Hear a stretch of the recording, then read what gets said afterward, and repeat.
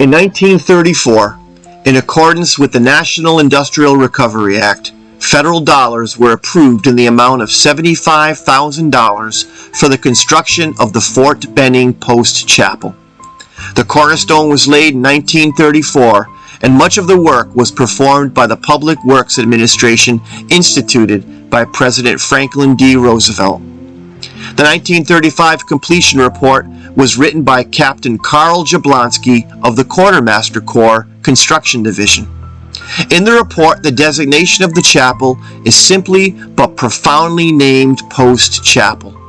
Its original purpose states that it was designed with the intent of providing a place of worship for Protestant, Catholic, and Jewish faith communities. Thus, it earned the nickname Three Faiths Chapel. Soon thereafter, there were 5 faith groups using the chapel, and the nickname was lost. But in the 1940s, Ripley's Believe It or Not became aware of this fact and listed the Infantry Chapel as the church building in North America serving the most faith groups weekly. Looking at the chapel building, the exterior of the chapel is in the Georgia colonial style and was modeled after the First Presbyterian Church in Savannah, Georgia. The design is noted for its understated elegance and 100-foot tall steeple, and at the time was designed by one of the most prestigious architectural firms in southern Georgia. The interior of the chapel reflects an 18th century Episcopal church with its vaulted ceiling, balconies, and raised pulpit. The stained glass windows were donated by individuals and organizations in the 1960s. The first services at Infantry Chapel were conducted on Easter Sunday, 21 April 1935. Chaplain Willis T. Howard preached the first sermon. And since that time, Infantry Chapel has been open daily as a place of prayer and worship. Since opening, it has become a very popular wedding ceremony location, averaging 3 weddings a week at its peak in the 1960s. Although it didn't make it in the final cut, Infantry Chapel was featured in a few scenes of Mel Gibson's famous 2002 movie, We Were Soldiers. Infantry Chapel is now the current home of Fort Moore's liturgical service, traditional Protestant service, and Spanish Catholic service.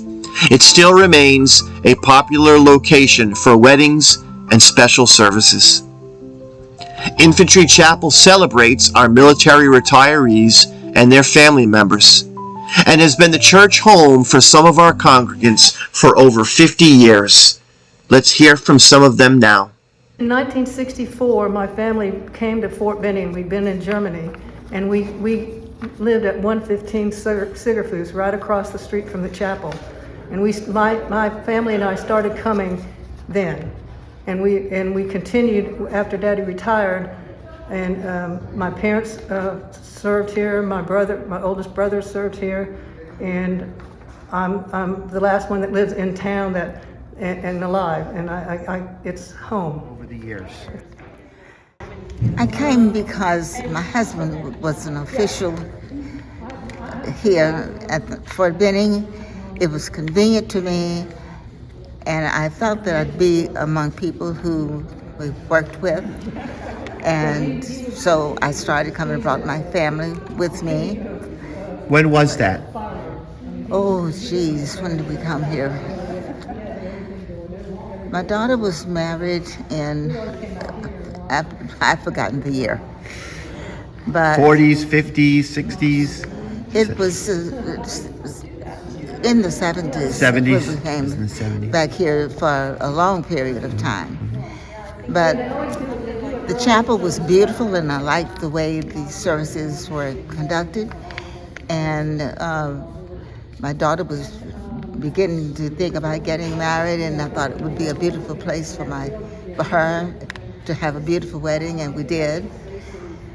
And I just stayed because I see people that I see every day, and I chose to worship with those people.